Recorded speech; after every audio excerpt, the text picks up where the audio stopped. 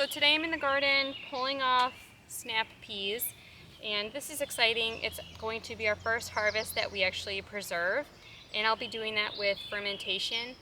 This is great for me. I don't have to can it, and we love fermented food. I'm going to be trying to do a lot more fermented food this year, but this is something my kids will actually eat, and it's very easy. I can just pull it out of the fridge and put it on a plate and it'll be gone. So we love doing this. It's very simple, and I've got a lot of peas to ferment.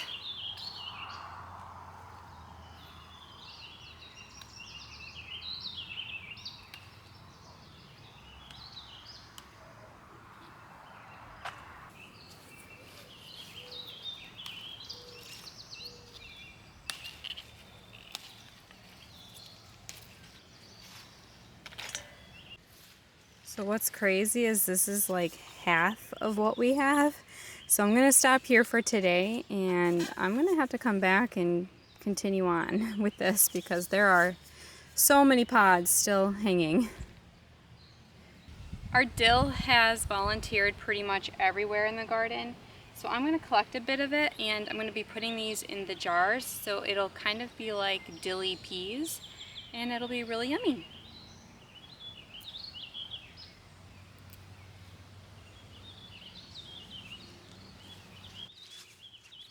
This is about how much I've got. I've only prepped 3 jars, so I probably am way under prepared for this amount of peas. Okay, so I have already off camera, I've already washed the peas, so now I just need to start taking off the tops. You don't need the stem in your jars. This year I'm going to be focusing a little bit more on fermenting than canning. There's no stress, there's no botulism. You can smell it, and you can tell by the smell whether or not it's good or bad. If it doesn't smell good, you don't eat it. Something kind of cool about this garlic is that it's my garlic from last year, and it is still good. It's crazy. It's been stored in our barn, and that does store at a pretty cool temperature even in the summer. So I can use my own garlic in this. So every product that I'm putting into this, besides the salt, is from my garden. So you'll need clean, sterilized jars. And I like to put the garlic in first, and then I'll add the dill, and then I'll start packing the peas in. But it's just easier to put the garlic down first so that it actually gets underwater. And I'll probably put like this much dill in.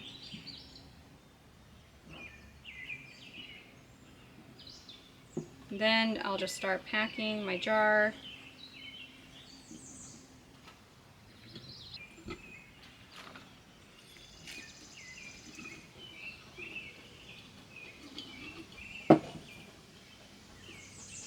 Alright, now that we've packed the jar, the next step is to add our salt and water and make a brine.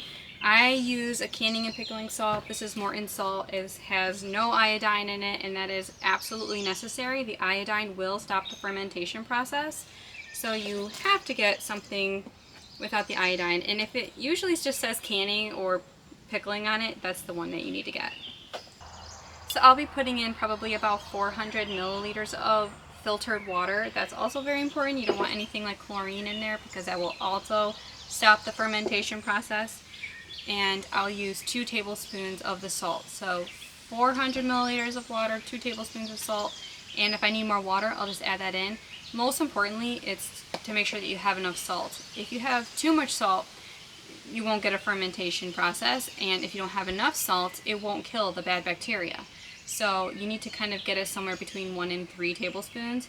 I like 2 because I don't want it to be too salty, and I've never really had a problem with doing 2 tablespoons. It always comes out really good.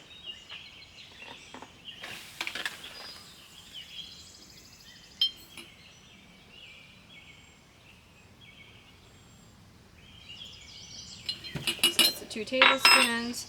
And I had to use my Berkey from inside of the cabin, and I had to put it in a pitcher, but this is filtered water.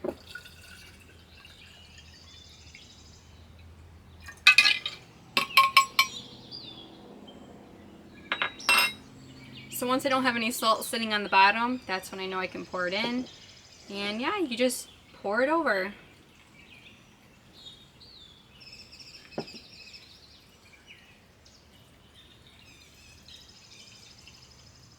I'm going to put a little bit more in because I want to go to the top. Right now I'm nearly to the top, but I do want to make sure that every bit is covered. I'm just going to add it to here so I can see if there's any leftover salt. I'll get that too. Alright, so now that I've got the brine to about right here, this is the time where you kind of need to assess if you need a weight or not. A weight can be something as fancy as this, or it can be like a rock, or it could be a cabbage leaf. It could be anything that you can just put over top to make sure that the vegetables don't come above the brine. What I have done is I just have taken a long pea and I've stuck it over top in a way that I know that nothing can come above it. And then the last thing that you need to do is just put your caps on. You don't have to do this. This is like a burping free cap where you just put this on and you don't have to burp your ferment, because when you have a ferment, it builds up a gas, and that gas needs to be released either by you twisting off the top of your mason jar every day and releasing the gases on your own, or by this cool little lid that has like a little pocket here and it naturally lets the gas seep out. So I like to do this because if I forget, I won't have a big giant mess on the counter, because that is what will happen. It'll blow the top off, or it'll leak through and leak down and spill out over everything.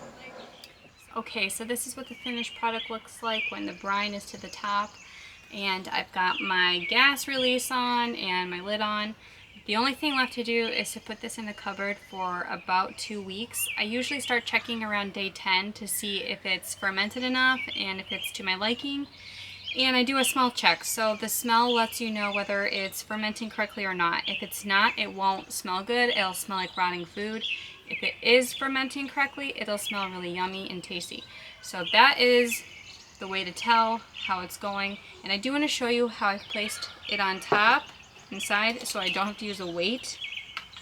So this pea here is going across the jar from this side to this side, and it's holding everything down. Now I do have to check this every day probably, because as the gases are released from the vegetables and things start to shift in the jar, this could move and then I might end up having to put a weight in it. But if I can avoid using a weight, that's awesome, because then I can possibly use it for a different ferment. But it looks so pretty. I just love just how it looks. Like, it looks delicious right now. So I ended up making 3 jars and still had a lot of peas left over. So I am going to have to be getting to work on that, as well as we'll just use some fresh because they taste so good. But this I need to go put in the cabin in a cupboard, and there you have it. That's how you ferment peas.